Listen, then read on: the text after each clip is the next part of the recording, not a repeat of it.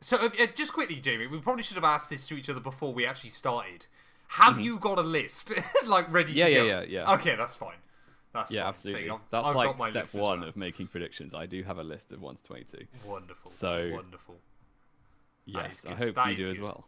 I've got a list as well. I cannot wait, because like every year when we do this, it normally ends up being that we end up both saying, oh, I've made some really dumb predictions, and then weirdly we seem to line up with a lot of it.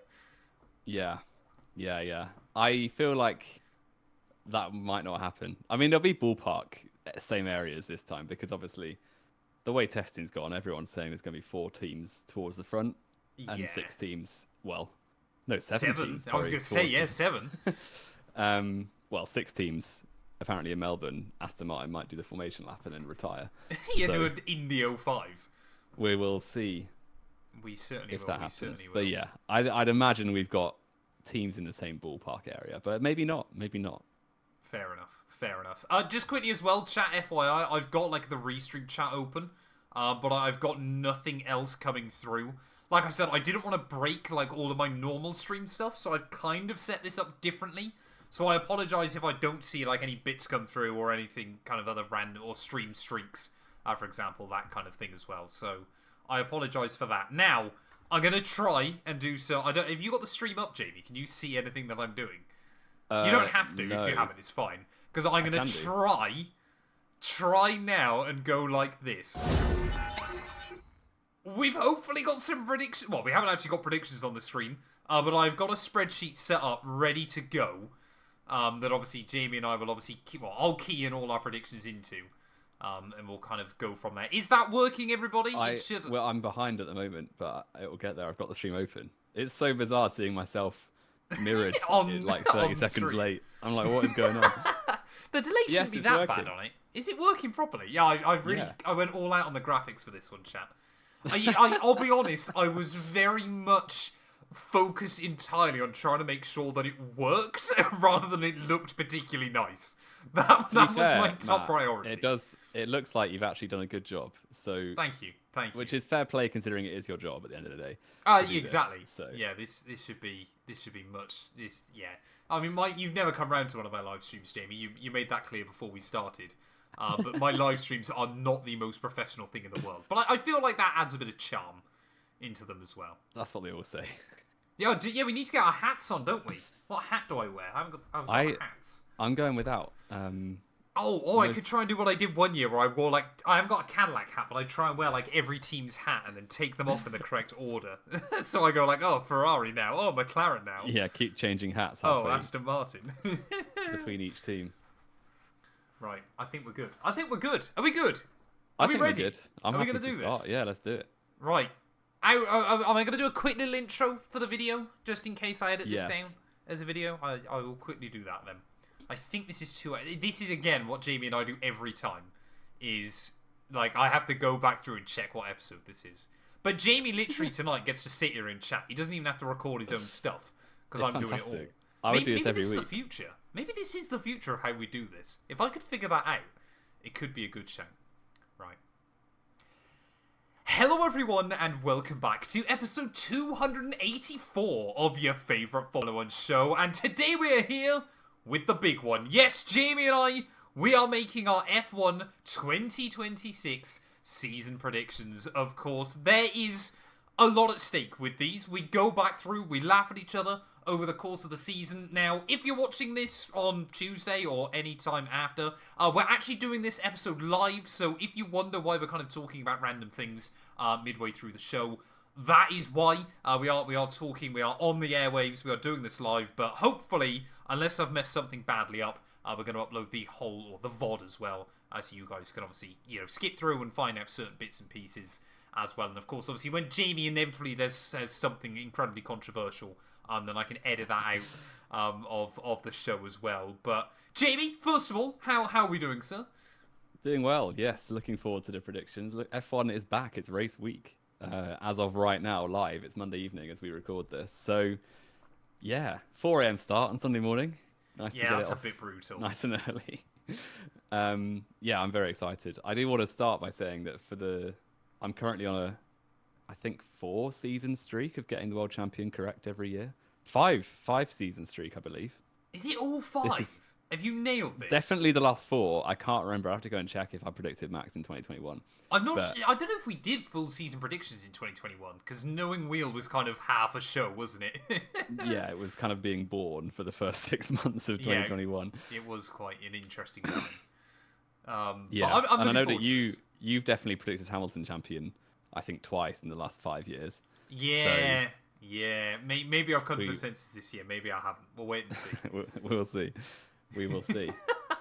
How are we going to do this, Jamie? Are we going to go via teams? Are we just going to put drivers on the board? How do we want to do this?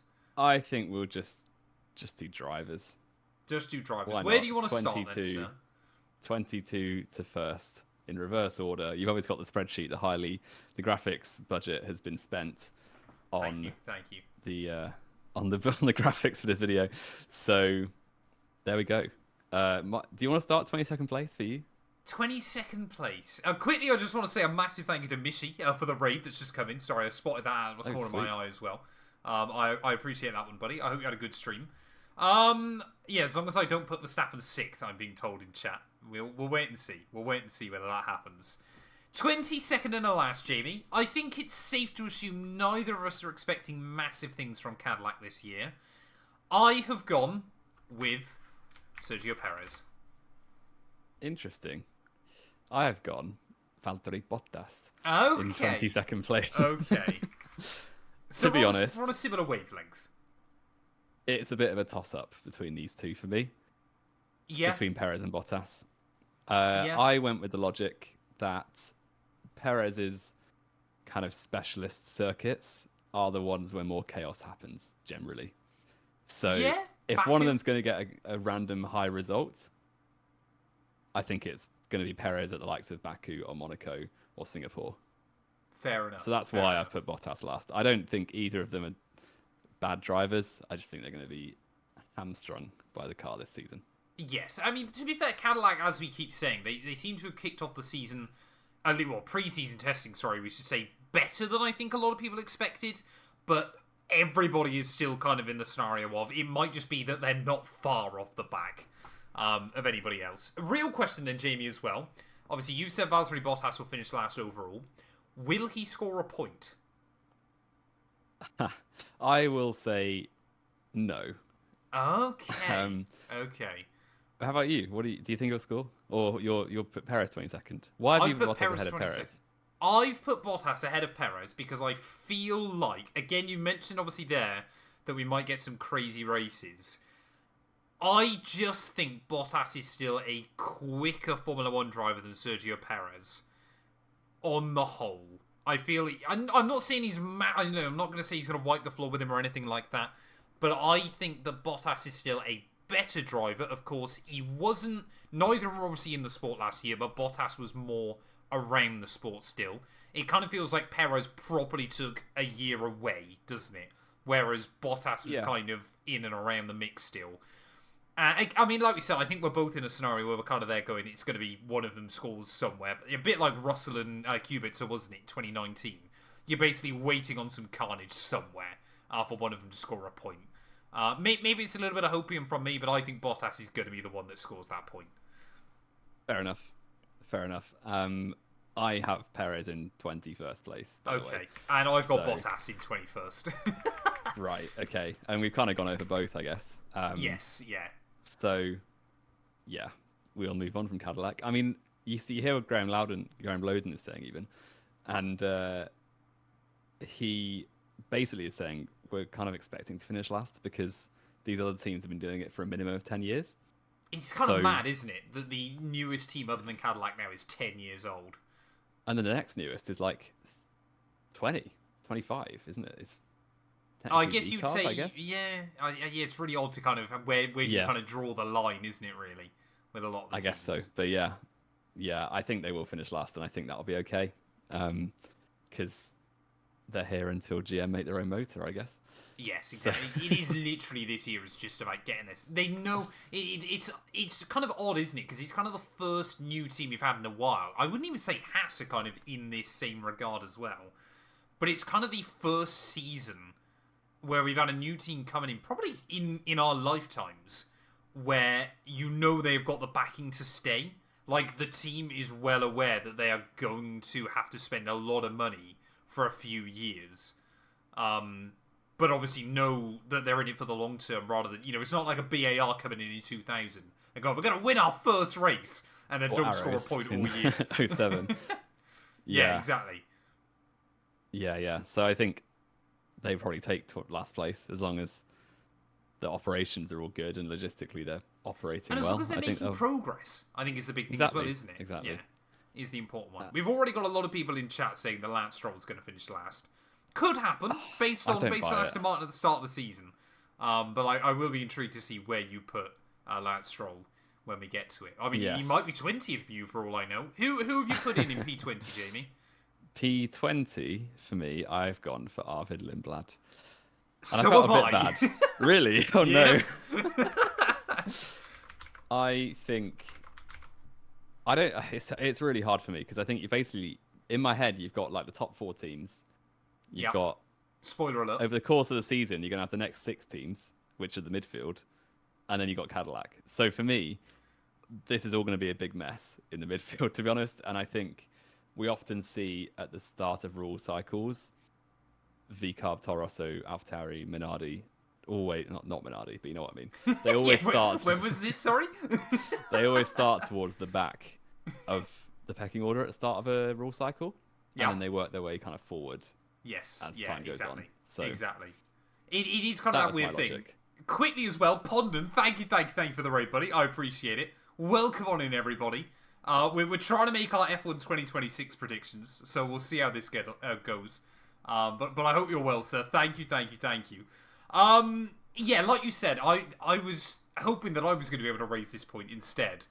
But VCarb generally, of course, it's not always the case, but it's pretty usual, isn't it, that especially in the last few reg cycles, AlphaTauri obviously start out by trying to take quite a few parts that they can from Red Bull, and then as the cycle goes on, they kind of start taking less and less parts, build up a bit more confidence, kind of work out exactly how they kind of want to set up the car, with different parts, with different upgrades, with things like that as well.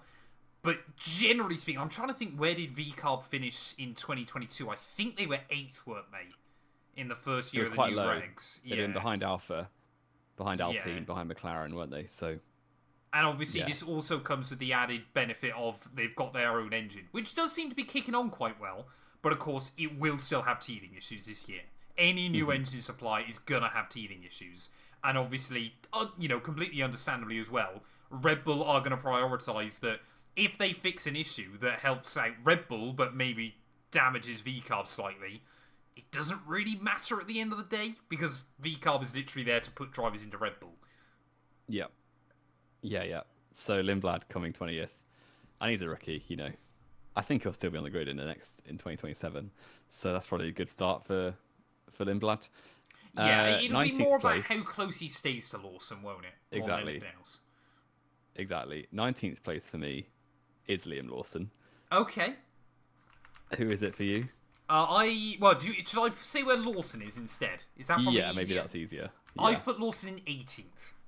Okay, so not that far up the order. No, not much further up. I think this will be close, and I don't think Liam Lawson is around at F1 for very long, to be honest. Interesting. I think he'll have the edge on Lindblad, but it'll be one of those situations where Lindblad makes him more uncomfortable than he maybe should, given he's a rookie. Yeah, I like Liam Lawson, but he's never going to drive the Red Bull again, realistically. His only chance of staying in Formula 1 is convincing an Alpine or an Aston Martin or someone else to take him.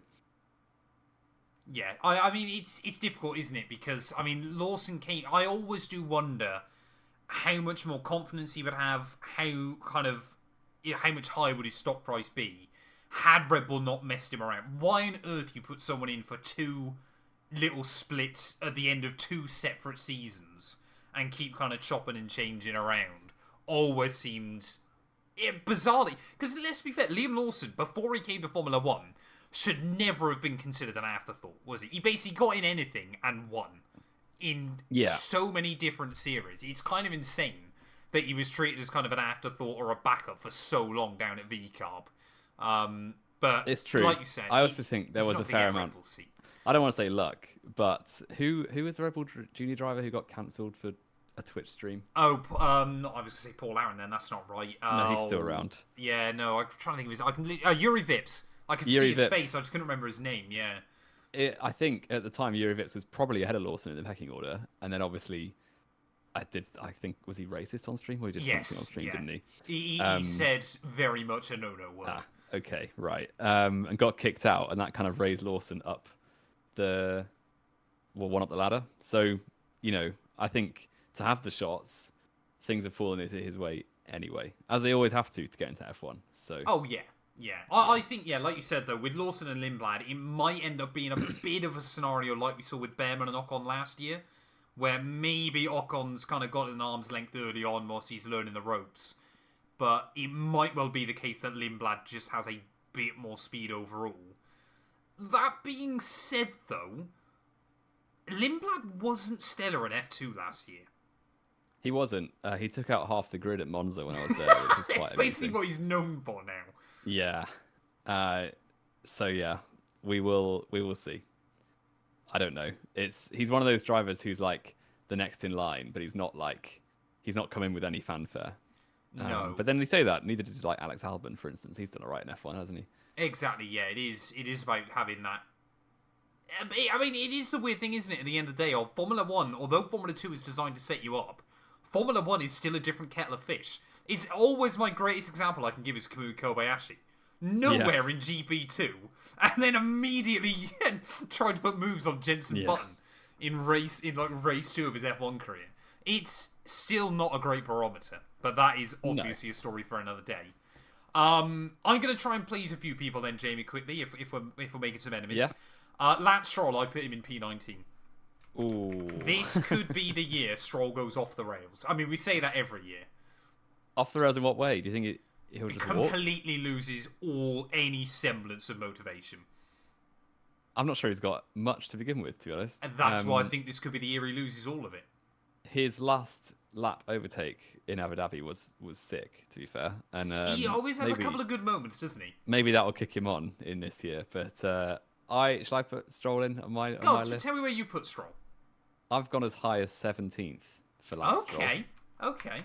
Because mostly because I think Aston Martin won't be as awful all season as they are right now, to be honest. No, that's also my thought process when we get to Fernando Alonso. I mean, unless you put Alonso in 18th, he's going higher for me than Stroll. Same here. I have not put Alonso behind Stroll. You'll be pleased to know. It was kind of mad, though, how much of last season Alonso was behind him in the championship standings. All that bad luck, and he still easily beat Stroll. So yeah, I assume obviously we'll talk more about Aston Martin when we get to Fernando. Okay. I mean, do you want to talk about Aston Martin and Fernando now, or do you want to hold off? We can save it for later. We'll save it for a little bit later then. Who have you put in 18th spot then? I need to fill in this these one. gaps. This one might surprise a few people. I mean, this is when you say you got the same person. I've got 18th place, Esteban Ocon. I can't have Ocon in the same spot because obviously I've got Lawson there. Yes. I've got Ocon in 14th. Okay, that's fairly high relatively to mine. Similar reasoning to VCarb, to be honest. I think there are so many. Obviously, Haas look good. I'm aware they look decent in testing, but the development cycle and the struggle of being an independent in modern Formula One when there are so many factory teams. Or, kind of becoming factory teams, isn't there? Yeah. I just think that Haas will come out towards the lower end of the midfield over the course of the season. Maybe they finish, 5th or 6th best in Melbourne, but then realistically, that's somewhere between 0 and 5 points if they're 5th or 6th best, isn't it? So, yeah, unless we get a crazy race like last year. But, yeah, I think they really got to put the points on the board early. Almost like they did in their very first season. Early on. Yeah. So I've just got Ocon down here. I think Behrman will put him in the shade a little bit this year as well. Is this Esteban Ocon's last year in Formula 1? It could be. It could well be. Depends who is knocking on the door from other categories. But we'll see. I think Rafa Kamara could be there or thereabouts. It also depends if Behrman's going anywhere from Haas, because he could well do. There might be a seat opening up at the main team at Ferrari. So I've got a question for you then, Jamie. You mentioned there about either kind of teams that are either factory teams or becoming factory teams. I would argue, actually, out of most of the teams that aren't straight up factory developments, Haas are arguably one of the strongest to transition that way. They've got that close working relationship with Ferrari. I feel like we're already, unless we end up with another 2008 financial crash or something absolutely wild, I think we are steadily seeing Toyota dipping their toe in the pool more. And I think there is a little bit more, obviously nothing, breaking the cost cap or anything like that, but a little bit more kind of Toyota money getting pumped through. And they will want to see, not that they're going to fight for the World Championship this year or anything crazy like that, but they will want to be able to see that actually it wouldn't take that much more for Toyota to buy this team out and then use it as a works, or not even a works team necessarily to begin with, but use it as a building block to kind of see what's more. I reckon this could be a year where Toyota put a lot in and really try and push Haas to kind of see what they can get out of them. it could well be, and I could be totally wrong, but that's why we make predictions, I guess. I mean, last year Ocon was 15th. When we're wrong. Last year Ocon was 5 points away from being 17th in the standings. So Yes. I don't feel that bad at dropping him down a place to or a few places to 18th. Fair enough. I mean, yeah, like I said, it is really. I know we've mentioned this before, haven't we? When we did our kind of drivers under pressure, Ocon is on that list this year. He cannot afford to be rinsed by Ollie Behrman. Otherwise, you end up. It very well could be another one of those drivers, a bit like Ricciardo, where you kind of look at him a few years ago and go, how on earth is this guy out of the sport? And then it's just someone else made him look pretty average at the end of the day. Well, no, Formula One teams aren't after average. He's been beaten by Ricciardo. He's been beaten by Alonso over the course of 2 years. Arguably, I love the way you've always got to add that caveat. Ocon literally did best of his recent teammates against Alonso. It's true, but then he lost to Gasly, and then he lost to Behrman. It's like, it's been a long time. I mean, has he ever convincingly beat a teammate? Because even Sergio Perez, he was worse than. Yeah, it's an odd one, isn't it, really? Pascal Wehrlein, 2016. I think it's one of those odd ones, isn't it, with Esteban Ocon, where it's often he ends up either he doesn't lose out that badly, or he kind of just stays close enough and it's kind of chalked down to the other person having a pretty good season as well. But and he has only ever gone up against good teammates, to be fair. But he's never had a terrible teammate, has he? It's true, but he's also never convincingly beaten one. So he's also never had a, this is going to be controversial. I was going to say, is there an element of no one really knows how good Fernando Alonso is in his mid-40s anymore? Well, that is true. Yeah, and Ocon is also, he's only ever gone up against like proven F1 drivers. There's never been a rookie. There's never been, someone who we know is not particularly good. Well, there has been a rookie, Ollie Behrman. Oh, I suppose, yeah. And he lost to Behrman. Exactly, he lost to Behrman. This could be, make or break for us. It could be it. It could be it. Like you said, though, with Haas, though, I think for them this season, they're always really good at the Osts. So Austria, Australia, and Austin, for some reason. They're always really good at those three venues.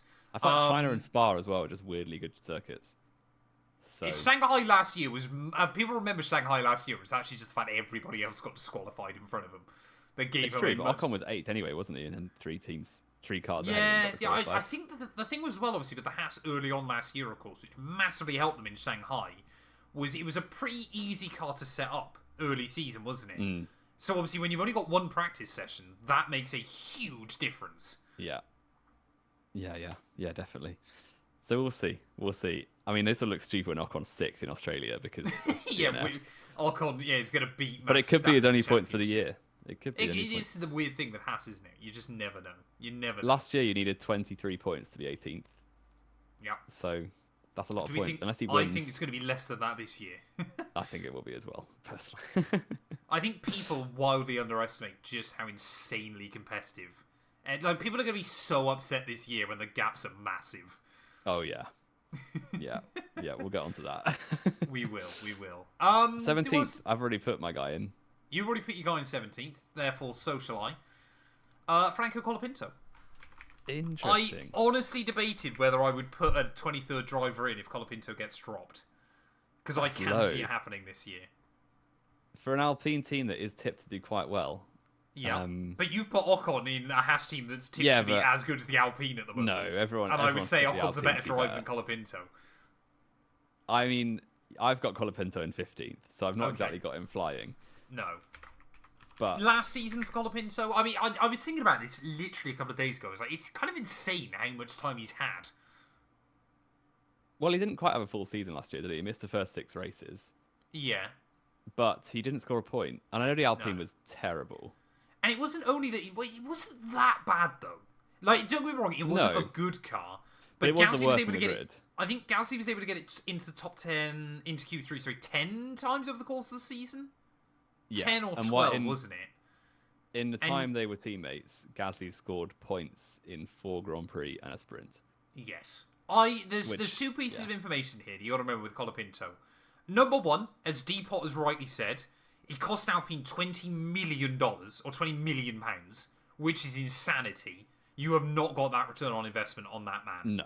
Number 2, I can't remember if this was this stat at the end of the season or late on in the season. Not only did he not score a point last year, I believe it was after the end of Vegas, he'd only spent 30 laps in the top 10.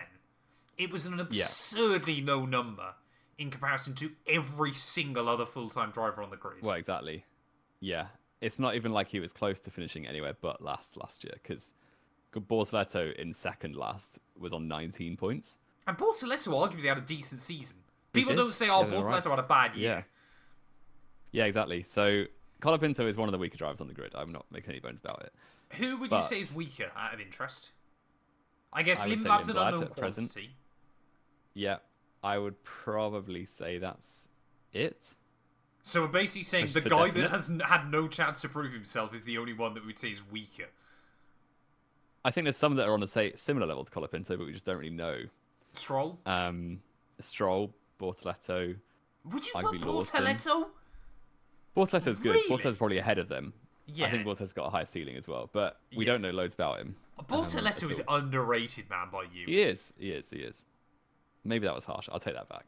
Yeah, will we get Franco? We'll edit that out on the live stream. Yeah.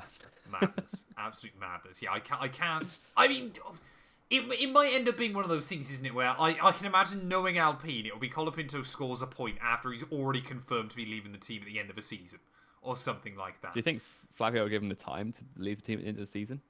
I think he'll have to. And the only other thing you've got to consider, of course, with that is what can Alex Dunn do in F2? Because he is now rumoured to be an Alpine Junior, whether they're just holding off on announcing that still. But that was the debate I had about whether I put a 23rd driver in and say Alex Dunn beats Sainz. Yeah, Alex Dunn, according to Wikipedia, is an Alpine Academy driver now. He is, yeah. I thought so. I think when Colapinto left F2, he was 6th, I want to say. 6th or 7th. He was, yes. He was not ahead of Bortoleto. Bortoleto was winning F2 that year, wasn't he? He did win it in the end, but I don't think he was leading it at the stage. He might have been leading it at the stage Colapinto left, I think. So the Alpine Juniors, well, obviously Paul Aaron's there as reserve. I don't think Paul Aaron is any better than Colapinto, so there's not much Paul Aaron won't get an F1 shot, I don't think. Unless Briatore does something insanely stupid. The others are Kushmini, who's not got a chance. Yeah. Gabriele Mini, who I quite like, but I don't think he's quite up to the caliber. No, hasn't. And Alex Dunn, I do like a lot. And he's pretty quick, and he's very young. So, possibly. I think we could... I guess the other big thing, of course, as well, is obviously... It could also be a bit of a poison chalice for Colapinto as well, if Alpine is actually a decent car next year. Because you're going to get... If Alpine looks to be a decent... even if it's best of the rest, other drivers will come sniffing around for that opportunity. Yeah. Could we see Alonso go back to Alpine again? For the 4th time. I also think that's the problem with Colapinto, because last year no one wanted that seat. Exactly. No one that was why he kept it quite easily. When Gasly was 19th and Colapinto's 20th, no one cares. But this year, if Gasly's in 8th and Colapinto's in 16th, it's not a good look. Yeah, exactly. So Colapinto, again, I think, is the driver in the most trouble as we enter this year, and he has got to get a point on the board as soon as possible. Yeah. Nice and early on in the year. Especially, obviously, if Alpine are strong at the start. He needs to capitalise. Because it is that weird thing as well, of course, of obviously, if you haven't got a point on the board, it's forever a talking point. If you get a point on the board quite early in the season, unless you're going 15, 16 races without scoring, it's always there going, but he's proven he can do it. He's proven he can score. And that kind of psychology does go far in the pit lane. Yeah. The pressure's going to ramp up if he's pointless by, like, Monaco, Spain. Yeah. It depends how well Gasly's done as well, but yeah. True. What you've got the Excel sheet. I've got the Excel sheet, yeah. Where are we up to? Neither of us have put P16 in yet. Okay. You're going to laugh at this. I've put Gabby Bortoleto in 16th. Okay. Interesting. Who have you put in 16th? I've put Carlos Sainz. What? Oh my word. Williams are not looking great at the moment, sir.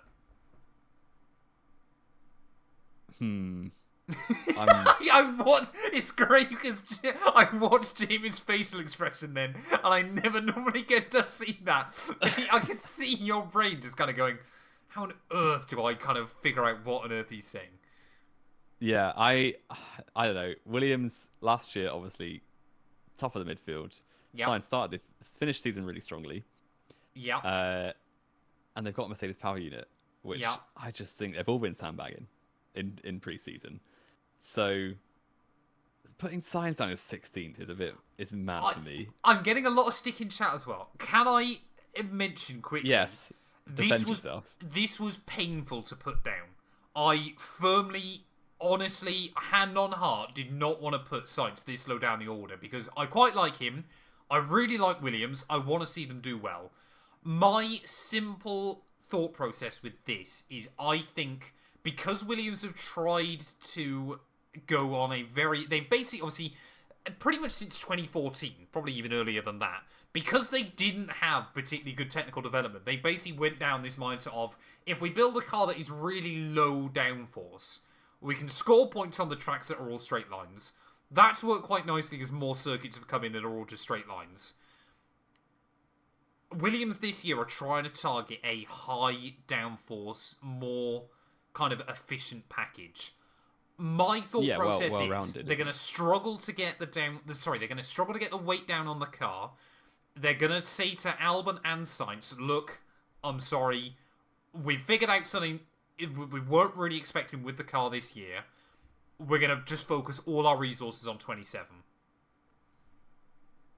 I don't know. I want to be wrong. I promise you all, I want to be wrong, but I put Albon in 15th as well. I'm just going to say that right 50? Now. Oh my word! This is I'm Matt sorry. who put Williams in 5th genuinely back in 2022. But you got to remember, look, they did well in 2021 in the end. They started cooking in 2021. Where did they finish in 22?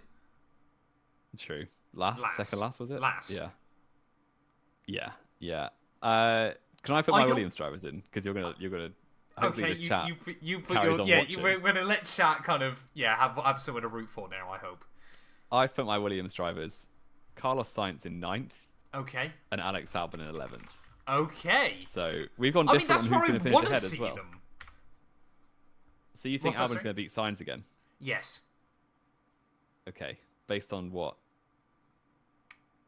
Based on the fact that I think he'll score more points over the course of the year. I think people, and because Sainz kicked on so well right at the end of the campaign, people forget how much better Albon did through a lot of the season. I mean, Albon was good. Albon was good. I understand that, obviously, yes, Sainz was the one that got the podium, so I understand he'd gone to a new team, everything like that. But I still feel like we're gonna see it, because, let's be fair, I like Alex Albon. I'm an Alex Albon fan, I'm not going to argue against that. He's basically spent since, 2022 when he came back to the sport? 22? Yeah, because Russell went to Merck. He's basically since 2022 been stat padding against subpar F1 drivers. Sainz was his first real competitor since Verstappen back in 2020. So I think we're going to see a more ruthless Alexander Albon this year. Not saying he's going to be a dick or anything like that, or, deliberately trying... he's not going to do a Fernando Alonso 07 or anything like that. But I think we're going to see an Alex Albon that knows he has to remind everybody why he was the number one in that team. Why they put... I think they've put a lot of money behind Carlos Sainz. I'm not saying that will make them biased towards Sainz, but fundamentally, I think Sainz is a better driver. So Sainz is a race winner. I guess that's why I've put Sainz ahead, because I do think bare bones he's a better driver. And the second half of last season kind of proved that once he had his feet under the table at Williams. So I mean, yeah, back and I really think a shambles, and in Qatar as well, no one could do anything. Well, no one could do anything apart from Carlos Sainz, who did stuff at both. So yeah, I think Williams will start slowly, but I think once they get the weight off that car, they'll be fine. That's the thing, isn't it? It is just... saving weight on a Formula 1 car is, in the grand scheme of things, one of the easier things to do. Exactly. It's one of the easiest ways of finding lap time. So, we will have to wait and see. We will have to wait and see on that one. So, I've got all the way from 14th down. You've obviously put your Williams drivers in, and then you've gone from 15th down. So, who have you got 14th? 14th. We skipped over Bortoleto, by the way. I just think Hulkenberg's going to beat him again. Sorry. But we'll get to that when we talk Is about that because it's Hulkenberg in 14th? No, 14th is Fernando Alonso for me. Okay. So, okay. Yeah, like I said, I think Aston Martin are going to start horrifically, and they will be awful. Yeah. The talk of the paddock at the moment is they're going to do the formation lap in Melbourne and then retire because of that many spare parts. So, yeah, I think they are going to be hideously bad for the first maybe 5 races. But I think once they sort the teething issues out with Honda, once the gearbox stops shifting into gear 5000, I think they'll be fine. Okay. And I say fine, I think they'll be in the midfield. I don't think they're going to suddenly be race winners. But I think the quality of Fernando Alonso will show, despite him being in his mid-40s. And the car package will be ahead of the likes of the Cadillacs and the V-Cubs, which, to be honest, is probably really disappointing if you ask an Aston Martin fan this time last year. Where do they expect their cars to be at the start of 26? They wouldn't have said in the pit lane. Fighting for the championship, yeah. Okay, so... I've gone with a similar mindset with you then. I'm going to put Fernando Alonso in. I've put him in 11th. Ooh, I think Aston Martin will show signs by the end of the year. I think obviously they'll go through the first bit of the season, have an absolute nightmare.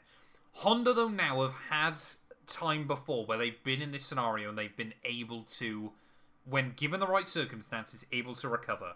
I think what we'll see by the end of the season is Aston Martin more often than not being the best of the rest.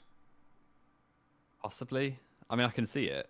I can't, but I wonder if the damage will be done by that point, because it might be. That's why I haven't put him 8th or 9th. Sorry. Okay. That's why I put him 11th. It might be a 2015 McLaren Honda season where we're thinking all the time, by Brazil, Abu Dhabi, Button and Alonso will be on the podium, and then the only podium they got on was when they went on it for a PR stunt for the photo. So, yeah, we'll see. I don't have particularly high hopes. Certainly not for Australia. No, and I think Aston Martin are gonna have to figure out a few things early on. I'm also slightly concerned because, just quickly, Jamie, someone's put in the chat that maybe Discord might be going down in 20 minutes, and that might really scupper our plans. Oh, that would really scupper our plans. I really hope that's not going to be the case, but we'll wait and see about that one. So, 12th and 13th, we've got some gaps there. Okay, 13th is quite easy. We've already spoken about Haas, so I've gone Behrman. Okay. Considerably ahead of Ocon. Oh, no, but that's me. I think, as I said, I think it'll be very tight. So, yeah. Okay. I've gone with Bortoleto. Okay. So that means you've got Hulk ahead as well.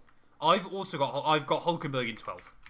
Congratulations. I've also got Hulkenberg in 12th. Oh, there we go. Is that the first time we've matched? Or Lindblad and Hulkenberg, is it?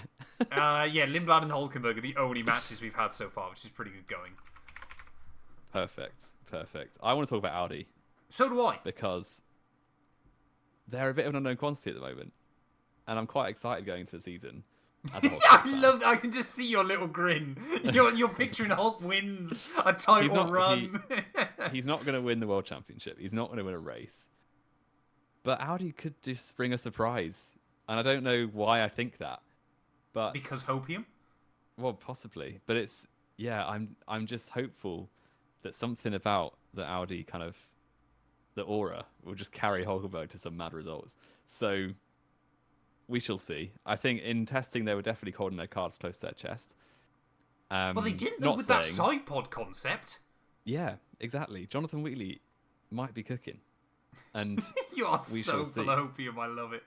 we will see. But I think there might be quite a few best of the rests for Audi. Is that too bold to say? And yeah, we'll see. I'm quietly confident going into the season. But the last time I was probably this confident about a Hulkenberg season was probably his 2019 Renault season, which was probably his worst in the last 10 years. It's got to be right down there, hasn't it? Yeah. Yeah. I mean, I love the fact people are saying Jamie's delusional when I've literally put Hulkenberg in the same spot. And you've done it without any bias, so you've actually got higher hopes. I'm actually saying that Audi are probably going to do a better job than Jamie thinks they will this year. I don't think they're going to be crazy. I think they're going to be towards the front of the midfield. I honestly reckon we could end up in a scenario where they just haven't quite got as an efficient an engine as the Haas, obviously with the Ferrari engine, or the Alpine with the Mercedes engine, or the Williams, but you've been them off. So. Yeah, I have been Williams off for the moment, but I think Audi will be looked at until Honda kind of pick up. I think Audi will be looked at as actually building the best of the rest car. Just don't quite have the best of the rest engine in said car. Possibly. And I do think that both drivers will get retained for the 2027 season. So do I. But we'll get to that later on when we do our drivers' predictions. Yeah, I don't believe there's any real Germans kind of coming up through F2 at the moment. You've got, I don't even know if Ollie Goethe is still there, but there's certainly no one that you're looking at right now and kind of thinking they're knocking on the door. Yeah. Right, we're getting towards the top of the midfield now, aren't we? Have you got 11th place? We are almost at the top of the midfield. I've put Alonso in 11th. You put Albon. Yes. So 10th spot then, Jamie183. Okay, this is going to make the chat go annoyed, I think, because I have put Isaac Hadjar. Oh, interesting. And yes, I just think the whole world is presuming that Hadjar will be 8th in the championship. It feels like, because there's going to be a big gap. I'm just going to get that out there. Okay. Because there's going to be this huge gap between the bottom of the top teams and the top of the midfield teams, effectively. So I just don't know why there's this assumption, because I know there'll be a gap, and I'm very aware there will be a sizable gap. And if you ask me to put the constructors in order, it will be the top 4 constructors and then the rest. But we saw Pierre Gasly with a similar gap in 2019, and Gasly's a good driver. But in a Red Bull that's set up for Verstappen, and when you're going up against Max Verstappen, you can mask how poor a car is. I just think it's brave to assume a second season sophomore driver who didn't pull up that many trees in his junior career. I know he's good. I know I rate him, which is why he's not in like 18th. I just think it's very brave to just presume he's going to be 8th. So that's why I've gone mixed up a bit and put him in 10th. I can't wait for Hadjar to have 8 locked down with 4 races to go. He's 100 points off anyone in front and 100 points of everybody behind. The other thing is, if we're thinking the top 7 positions are all locked, effectively, and Hadjar is at best going to be 8th. Well, clearly you don't think that. You don't gather that many points by finishing 8th on the repeat compared to the drivers behind you. So... Yeah, but it's also the case of when one of those drivers crashes out or has a mechanical failure, or Ferrari do Ferrari things. You suddenly bag a 6th or a 5th. Yeah. But we'll see. Maybe it's harsh, but then last year, if you put Yuki Tsunoda in 17th at the start of the season, can you imagine? Yeah, it's mad, isn't it? To be fair, I guess he wasn't even driving start of last season. Yeah. I don't know. Like you said, I think we're gonna see. Obviously, your top 4 teams have that big margin, but I think we're gonna find ourselves in more of a scenario where the Max, obviously, yes, will absolutely get everything he possibly can out of that car, and probably a bit more from time to time. But I also think they will have tried to spend time to make sure that car isn't as undrivable for everybody else. They will have spent time trying to make sure that car, they will have looked at how they design a car, how they build a car, how they chase figures in the wind tunnel to hopefully not see a repeat. Because it has been a disaster for Red Bull the last couple of years. Their saving grace has been Verstappen. And, you know, with him already talking about how he's not really convinced in the sport at the moment, you cannot afford to lose him, otherwise you're in the bin, unless you change something. Yeah. You cannot be completely reliant on him forever, because he's not as committed to you as you are to him. Can you imagine if last year it was Lawson and Tsunoda in that Red Bull? We'd have been talking like it's the 8th fastest car. Yeah. Rather than it almost won a championship and the driver bagged the most wins. Exactly. So, yeah, I think the Red Bull will be good. I don't think it's going to win the championship. I'll put that out there. Okay. But okay. We will see. Maybe I'm being harsh on Hadjar, but people would have said the same about... I think last year we both put Lawson 8th, and it never looked likely at all. And I know the field was closer last year. Exactly. That's the other big thing. The whole field was spread by what could end up being a smaller gap than what the 4th best or 5th best team is spread by this year. Yeah, in 2019, I think when Gasly got dropped, he wasn't 8th in the championship. Maybe I'm wrong in that, but I'm pretty sure he was 9th or 10th. Oh no, it was only top 6. It was only 3 big teams, wasn't it? Yeah. And I'm pretty certain he was 6th. Because it wasn't it by the end of the season. It was Albon, Sainz, and him that were battling for 6th overall. Yes, because Sainz was the best of the midfielders in the McLaren back then.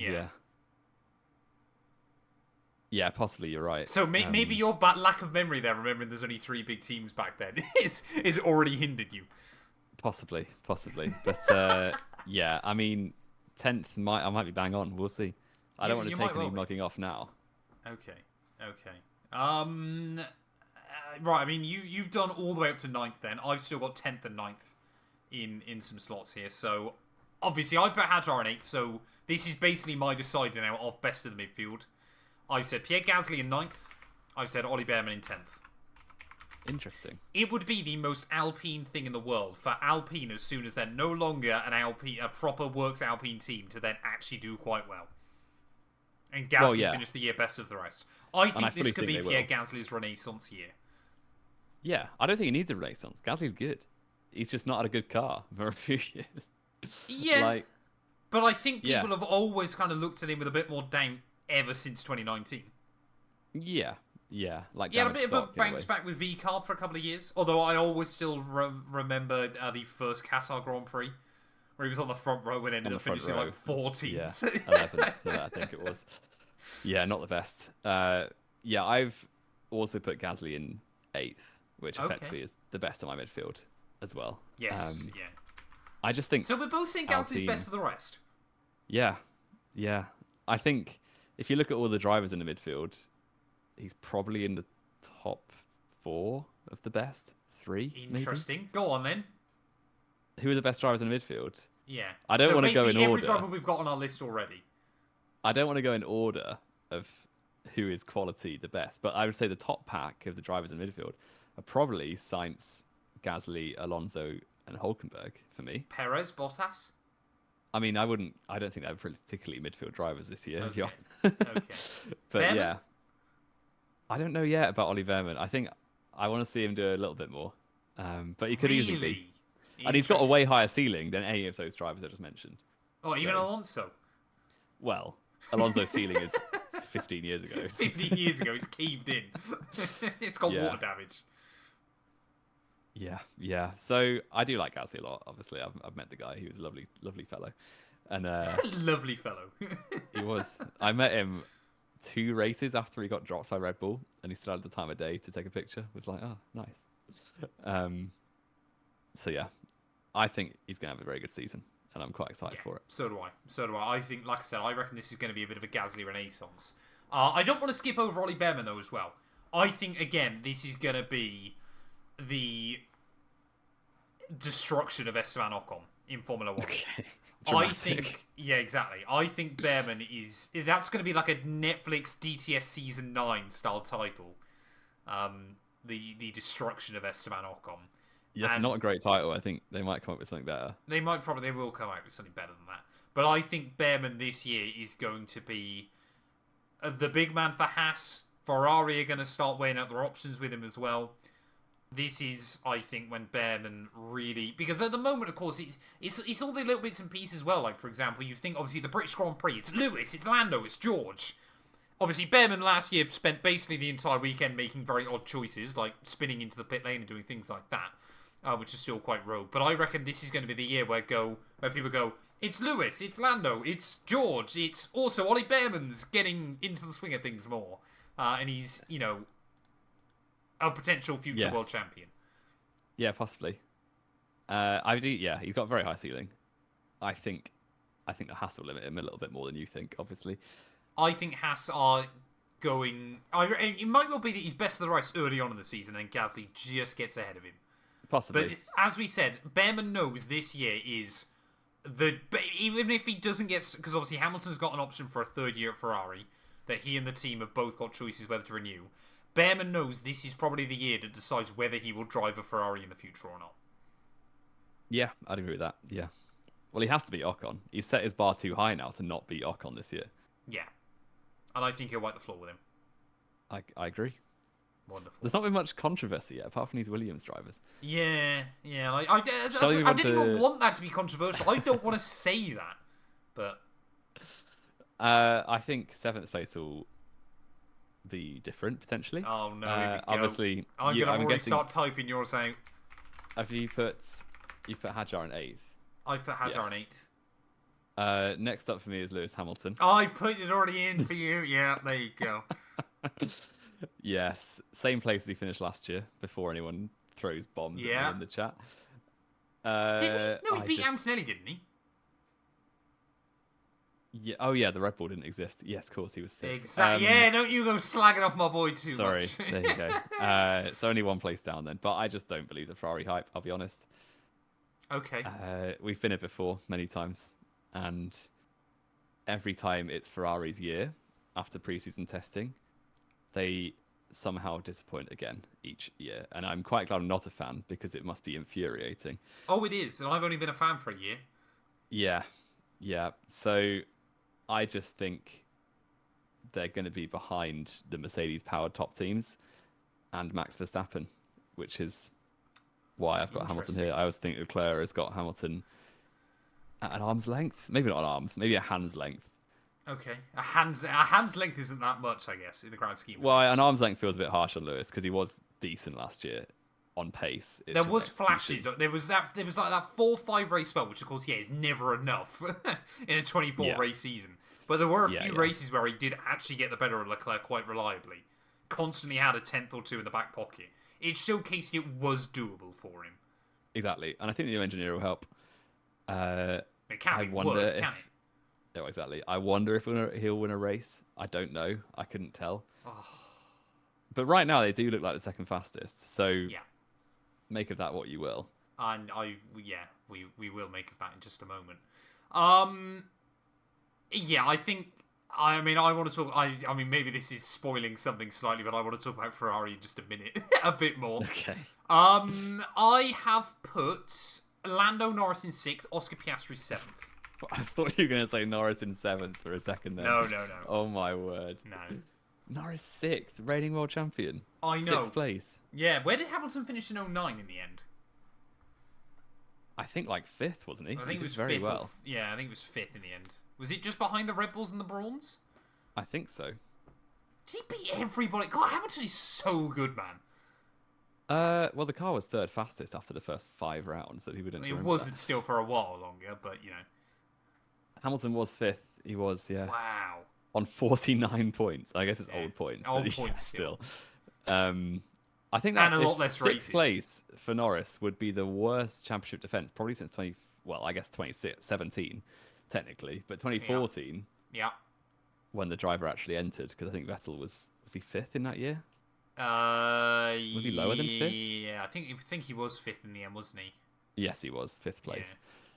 Tell me why you've put our 2-time reigning constructors champions in 6th and 7th. Now, I want to make this very clear immediately. I think what we're actually going to find this year is McLaren are more often than not kind of battling with Hadjar than the big two teams. Oh, sorry, the big 2.5 teams basically of Mercedes, Ferrari, and Verstappen. I actually think this is going to go down as a good year for Norris because I think he's going to continue what he did right at the end of last season and really try and pocket Piastri. Not that I want to say I've completely given up hope. I think the best way I can kind of describe this from my perspective is I think what we're going to see this year is what we saw at Mercedes in 2015. 2014, they're quite close. Lewis obviously won the war. 2015, Piastri basically has to regroup. Obviously, it was Rosberg then, sorry. But basically, this is going to be a year where Lando is comfortably ahead of Piastri more often. Because there are talks as well that the ground effect cars suited Oscar. That's true. It's true. We have to remember Oscar's only done 3 seasons of F1. Yeah. And I don't Oscar. I'm a big Oscar fan. That's just where I think this is going. I'm not going to put my McLaren drivers in yet, but I do have Piastri ahead of Norris. So really? Okay, yeah. That was not what I was expecting. Yeah, I just think Oscar, if you look at last season, for 2/3 of the season, he was better, if not just as good as Norris. Yep. And it was really that spell from Baku until Qatar, which became really poor for Piastri. And that's what cost him the World Championship in the end. I think Norris is better when the pressure's off. And I would argue, I was going to say. Now that he's got the World Championship, I think the pressure's actually probably going to go up on Lando Norris. Interesting. I think the media attention on him and the fact he is F1 World Champion, to use the Toto Wolff's quote, he's got a target on his back now. But will that target quickly disappear because let's be fair again, although you'll get some trashy articles saying about this, that and the other. Oh, Lando Norris, he didn't even finish last weekend. The reigning world champion's in the bin. McLaren might sack him. When actually the narrative kind of more, more sophisticated journalism or more sophisticated podcasts like our own, Jamie. But very quickly, actually, the narrative might well be McLaren simply don't have the car capable. He's kind of doing what he needs to out of it. I suppose. But for me, I think it won't be necessarily because Norris has a bad season. I just think Piastri is still on an upward trajectory in his career. Okay. I would say Norris is probably... if Lando Norris has literally just won his first world title, you already say he's not on an upward trajectory. I think he's peaking. I think he's operating at an extremely high level. But he's 26, isn't he, Norris? 20? Yeah, he's a few months older than us. Yes. I just think Piastri is younger. He's got higher potential. As in, he's got potential to get better compared to last year. I'm not sure Norris does. Interesting. Yeah. Okay. I'm fascinated by that. But this is why we do Knowing Wheel. Do you want to put your P6 in then? Yes. My 6th place is Charles Leclerc. Oh, that's what I thought you were going to put. Yes, because as I said, Ferrari, I don't back it. I just don't. And I think they'll obviously get podiums. They'll be decent. They will win maybe a race or two. Leclerc didn't win a race last year, did he? No, Ferrari didn't win a race last year, and they literally came off the back of almost being Constructors' champions. Yeah. So, I think Leclerc probably will win a race this year based on the relative strength of everyone at the start of the year especially. I just think those Mercedes-powered teams, and I keep on saying it, I think all of them were in a pact to sandbag in pre-season. So, I think McLaren... Mercedes, Williams, Alpine are all going to be relatively strong compared to the groups they're in. More so than we saw in pre-season testing. Which is why I've got the Ferraris down here. Yeah. Ferrari have a rear wing that does backflips. It's true. That is surely worth sensibly at least 2 seconds a lap. At least. Must be. Yeah, maybe Leclerc's going to dominate the World Championship. We could see it. And I think they'll start the races very well based on... Although they've changed the start procedure now, so maybe that'll be gone. Have they? They've made the lights longer. I must have missed that. Yeah. So the lighting procedure is now really long so that the cars can get their turbo spinning. That's a shame because Ferrari had nailed that.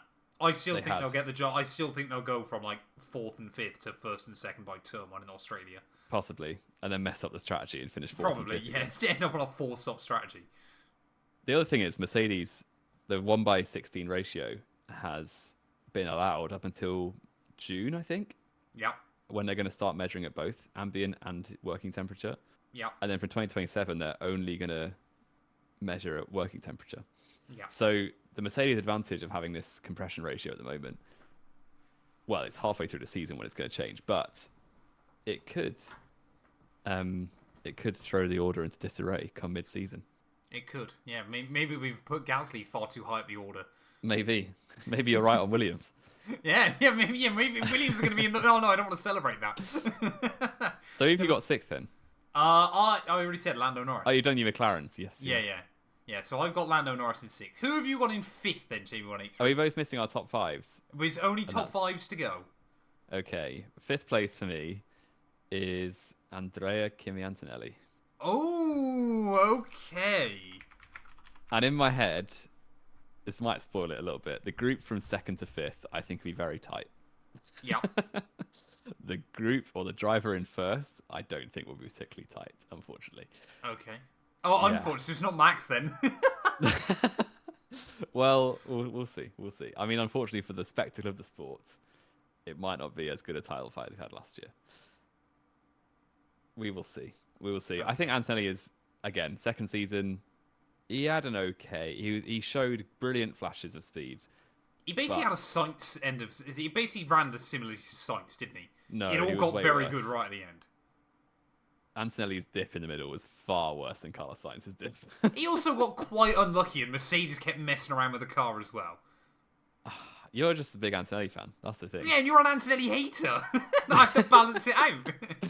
But was it between Miami and Baku? It was something like 4 points. Yeah, and quite a few opportunities where he was unlucky. Yeah, but you know. Yeah, was it? No, because he got a podium in Canada. Oh no, yeah, he got podium. No, that's in Canada. right. Yeah. So the European season, discounting Canada from that, he got. Which 4 obviously points isn't in Europe, famously. No, but it is in the middle of the European season. Well, yeah. Yeah, I think Antonelli will take a step up. I think he'll give Russell a few more headaches than he gave last year. I think Brazil was a good example of what Antonelli can do against George Russell. Okay. I just don't think he'll do it consistently enough, which is why I've got him in fifth. I think he'll be a race winner, though. Oh, so, that'll be good. That'll be good. Fair debut win coming in for Kimi Antonelli. Right, I'm gonna close chat. Why? Oh no! I'm not going to talk to Jamie anymore. I've put Verstappen fifth. Okay, I'm less annoyed than I was this time last year. I think we're basically stepping back into a bit like obviously when it was Mercedes and Ferrari. I mean, again, we're stepping back into 2018. Jamie, he can only do so much against a Mercedes and a Ferrari that have got an advantage. Okay, so you think Ferrari and Mercedes are going to be the comfortable top two? I reckon they are going to be the two teams right at the front. Interesting. I think you might be right for practice in Melbourne. And then we'll see come Q3 when everyone takes the sandbags out. Fair enough. Yeah. I mean, yeah, I haven't put Verstappen as world champion. I'll put Verstappen in. He's third place. Okay. Which is his lowest season finish since 2020. Which is kind of mad. Yeah, I'm growing more concerned that he might just walk at the end of the year because I just think he doesn't like it very much. And are you going to have to watch other racing, or will you just not watch him anymore? I'll just follow him on social media. I'll become a DTS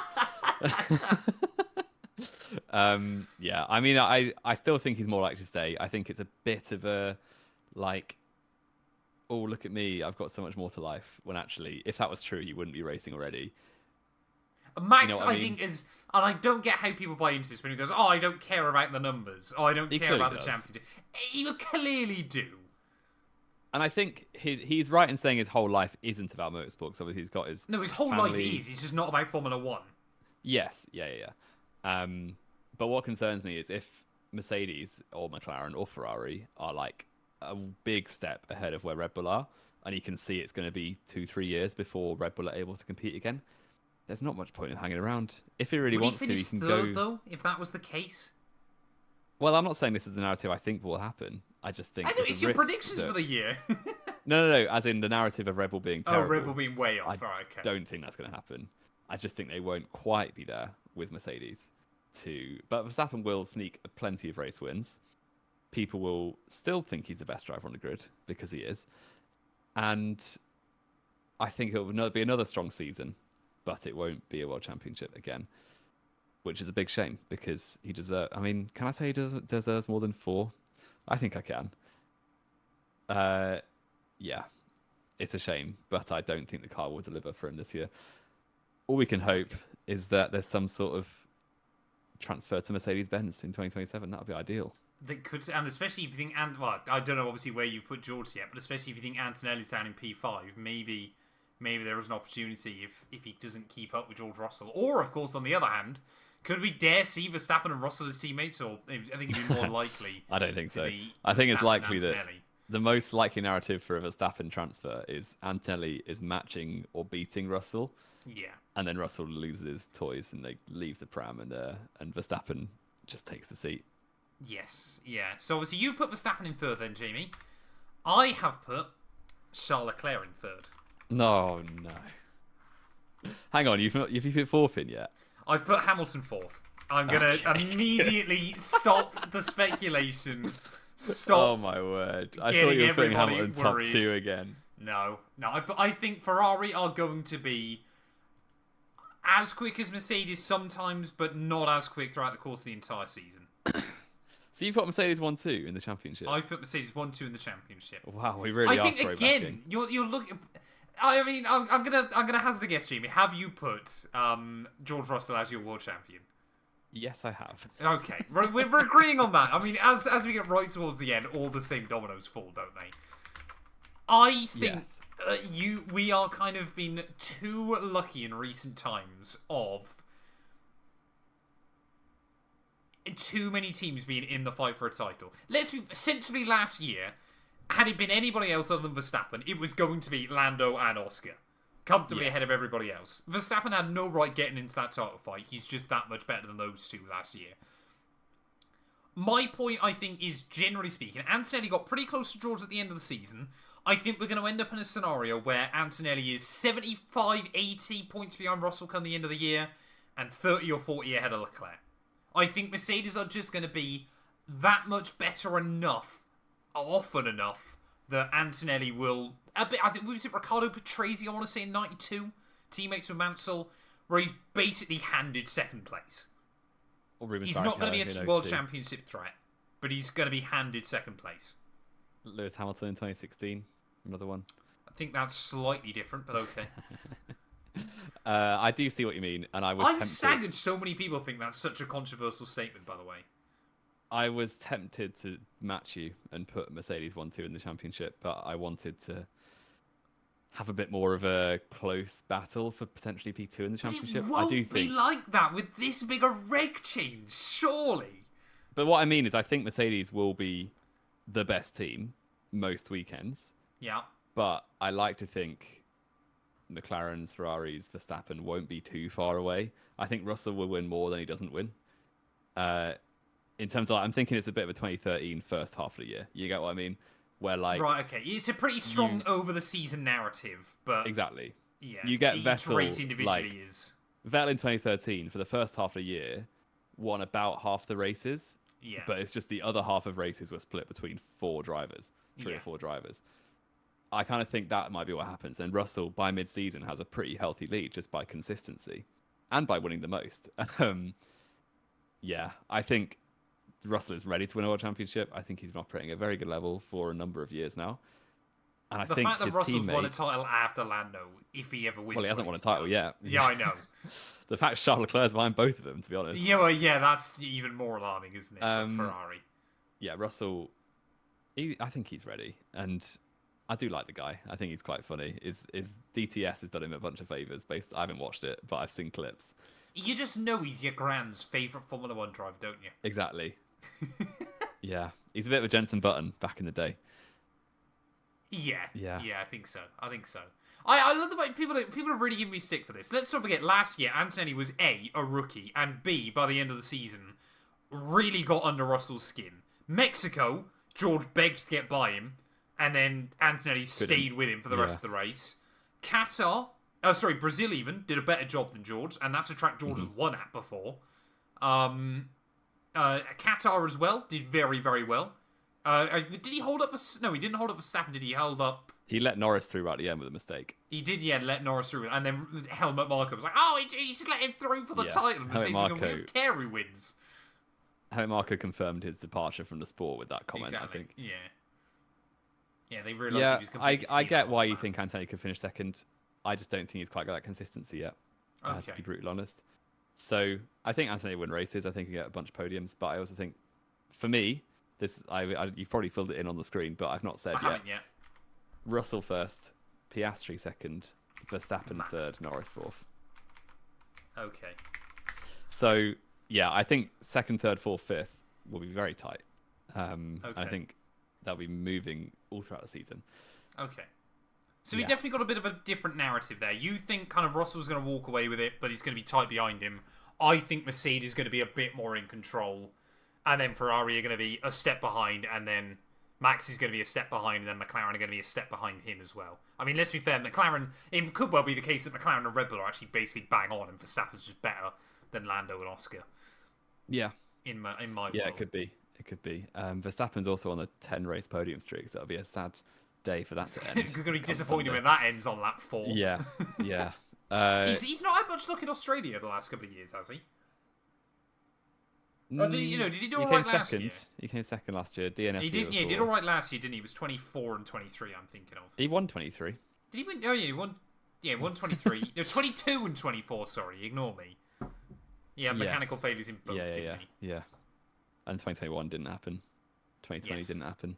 Yes. 2019 podium and his first race with a Honda engine. That could be Fernando Alonso. You never know. It won't be Fernando Alonso. It could be Fernando Alonso. Oh. Yes. Yeah. Do you want to run through I'm looking at it. There's only 3 that we've put in exactly the same spot. And they are first, 12th, and 20th. Which is quite a variety. What was it that... was it James May when it was like... No, Richard Hammond was like, first and last, the most important places in a race we occupied. Yes. Yeah, and we occupied them. Exactly. And the middle. Exactly. So, Jamie183, you have put George Russell to be your 2026 Formula 1 World Champion. Oscar Piastri to come P2. Are you sure you're happy with that? Okay, you really think McLaren if you look at well? Look at Piastri's trajectory in Formula 1, obviously 2023 was... stacking it. Even I like Piastri and I haven't hyped him up that much. No, but you look at where he's finished. I know it's quite a simple metric. Season on season. 2023, the car was terrible. He finished, 10th, I want to say, or something like that. 9th in 2023. He finished 4th in 2024. Okay. He finished 3rd in 2025. Right. It's only right that he finished 2nd now, really. Okay. I just think he's going to have a very good season. Do you want to explain that to BMW Sauber back in the late 2000s? That's not quite how it works. Well, they finished 2nd a year after they finished 3rd in the Constructors. Or was it the other way around? No, they finished 3rd the year after they finished 2nd. Yeah. Well, I think Piastri's in for a very good season. I think his stock's going to rise. I think he's world champion caliber. He just got in his own head after Zandvoort last year. Right, I want to ask chat then quickly. Looking across the board, because obviously the way we do this at the end of the season, isn't it, Jamie, is we basically... Are we going to do just whoever's closest, or are we going to do our old golf score? I think the golf score. The golf score, basically, however many positions you are out, you obviously gain a point and lose points. Plus that many positions, yeah. And genuinely, right now, ladies and gents, who do you think is more accurate? And I feel like I'm not going to win this one. I think it's me, but then I would think that because I've made the predictions. Well, yes, funnily enough, and I think it's going to be me. People are just saying we should never do another live one of these. Right. Oh yeah, the Williams pretty. As I keep saying, I want to believe in Williams. I want to think they're going to do better than this. I just don't think it's going to happen. This is the problem I've got with Williams right now. I want to believe, chap, but I'd rather be positively surprised than negatively surprised. I think at the end of the day. The drivers that we have. So obviously P6? Who was he beating from the front runners? The drivers. Sorry, obviously each team's going to have a driver that comes out on top. and we've Funnily effectively enough, yeah, said that's how it works. we've effectively said who we think will come out on top. Are there many teams where we've gone different? Obviously, McLaren. Yeah, McLaren we've gone different. Williams we've gone different. That is that it? Might be Cadillac, I think. And Cadillac, yes. And that's it. I think that is it, isn't it? That's kind of mad, isn't it? Yeah, so we clearly have a similar barometer of where we think most teams' driver lineups lands. Yeah, we've got a fairly similar idea with some of it. It's kind of mad, isn't it? Because we're kind of on a similar wavelength in a lot of ways, just slightly different. Yeah, I'm fairly happy with mine. I do think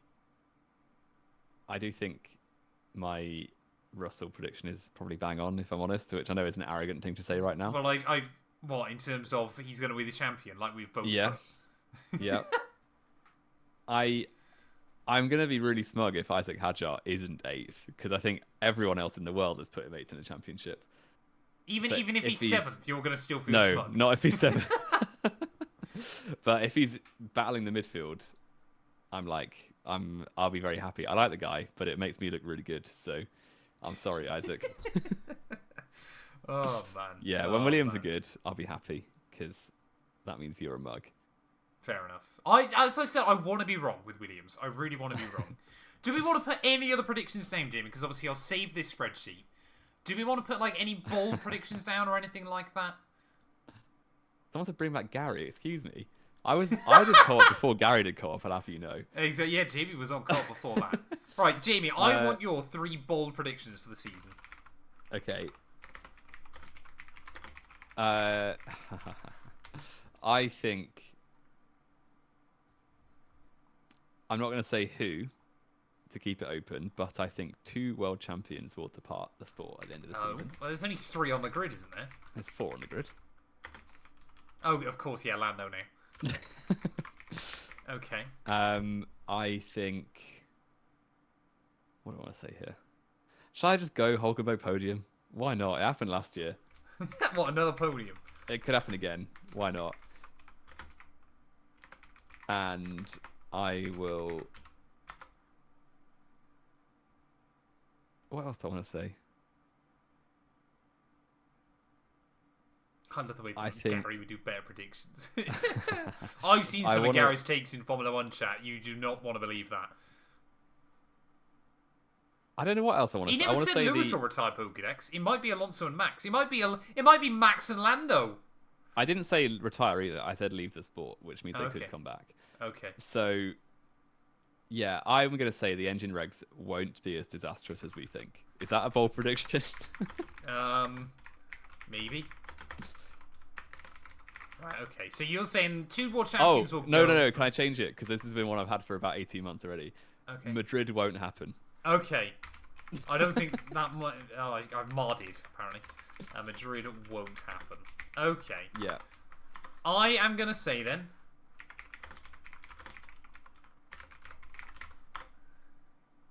One Aston Martin sees the checkered flag in Australia. That's could be one done very quickly. Yep. I'm going to say, one Aston Martin gets the checkered flag in Australia. I'm going to say...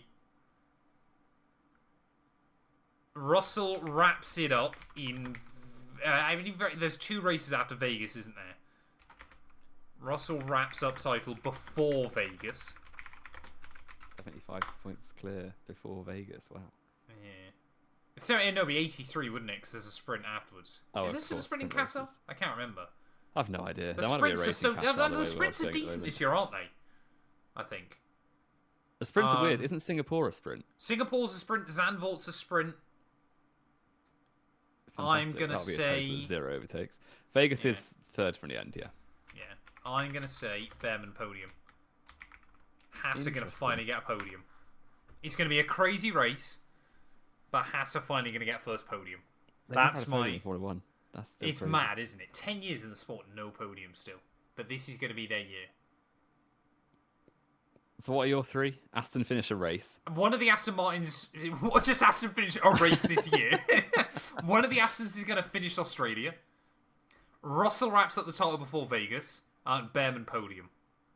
There's a big British bias from that corner of the podcast. I'm not gonna lie. That's accidental as well. I did not mean that to be so British bias. Maybe I'll say that Gasly wins. Is Hamilton going to win a race as well? I'm not going to put that down as a bold prediction.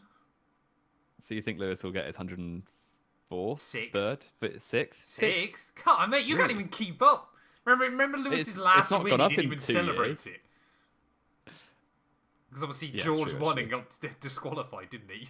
Imagine that was his first win after the 3-year gap as well. That'd have been terrible. mad. Absolutely mad. Silverstone 24 was incredible still, to be fair. It was. It was. It's fun fact, it's still the only time to this day that last 2-2 see me cry. Wow. You need to work on your emotional availability, my friend. Anyway.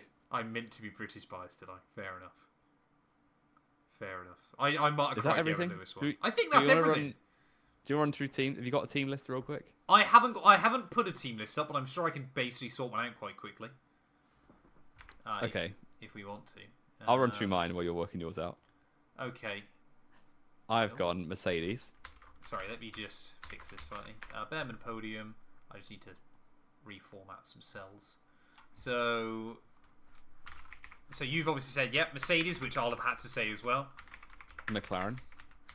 I will have had to have said Ferrari. I'm saying Ferrari third. Yeah. I'm Red Bull saying Red Bull third. You're Really? saying Red Bull fourth. Williams fifth for me, which You're is very saying I have definitely not put Williams fifth. I think I've ended up putting. Yours I could guess be mine anywhere could from be now, couldn't it? Alpine or Haas, sensibly. I think I'm going to say Haas 5th, Alpine 6th. Okay. I'll have Williams fifth, Alpine sixth. Okay. So we said Alpine in the same spot. Yep. I'll Who's have yours? Audi in seventh. I believe I've also effectively put Audi in 7th. Oh, I'll no, have- Aston Martin, sorry for me. I'll have Aston in eighth. So we haven't got many then tied up here so far. I mean, Cadillac and No. Lance, we know that. I'll have Haas in ninth, which is a lot lower than you. Yep, that is. And And- obviously V-Carb 10th. The Carb Cadillac, yeah. So I've got V-Carb in 10th. So to be fair, we've got V-Carb in the same spot as well. And then I've put... Who am I missing, chat? That's always reassuring, isn't it? And I forgot a Formula 1 team. Is Oh, it Williams. Audi? It's Oh, Williams. Williams. Oh, you're trying to remove him from the sport now. Yeah, I'm trying, is to really- completely make Williams disappear. We did a co-op episode once where Williams weren't on the grid, but it could be better. Yeah, they did, didn't they? That was so odd. Yeah. I remember that now. That was good times. Good times. There we go. So we've got those saved then, Jamie. I'm sure we'll end up having a look at them halfway through the season. And obviously at the end Can I of the just highlight something as well? This is the second year in a row where you've put the reigning world champion in sixth place in the championship. year. Yes, it is. Okay, let's just You're just reminder, pointing that out. like no. I think the last time a world champion finished outside the top 5, off the top of my head, could have been 2008, or maybe When did- even Oh no, Button maybe came even 5th in earlier. 2010, didn't he? yeah. I think it was earlier. I think Alonso came in the top 5 in 07. No. Yeah, no, 07 he came 3rd. Oh yeah, of course. So Raikkonen would have been 4th in it. Yeah, it hasn't happened this century that a world champion has finished Where did lower Schumacher than finish in 5th. 05? Definitely top 5. I think Was he he? was 5th. Because BAR were pretty good, McLaren were good, Renault were good. 2005 F1 season, Michael Schumacher was 3rd in the championship. Really? Wow. Yep, Okay. because he's the GOAT. Oh, McLaren kept breaking down, didn't they? Yeah. Exactly. So, what we're saying, where did Hakkinen finish in 2000? That's the only one. A 3rd. I think he was no, still was second. 3rd, wasn't he? He was 2nd. So 'Cause we it went cannot down to work the out penultimate race. the last time a world champion finished outside the top 5 in the following Rosberg. season. Rosberg. Apart from Nico Rosberg. And you have put I would 2 assume years it in a would have row, been Villeneuve. Or Hill. 1998 F1 Yeah. season. Let's have a look where Jacques Villeneuve finished. It's 5th. It wasn't even. It wasn't even Villeneuve, didn't even manage this out. So it would have been Hill with arrows in 97. 1997. Yeah. When he literally went from Damon- world champion to a black market team. Oh, no. Damon Hill was 12th. So the last time it's been 28 years. 39 years since the world champion has finished outside the top 5, and you think it's going to happen 2 years in a row. Yeah. But In Ferrari your can't win hypothetical anything world. ever, so surely things have got to change.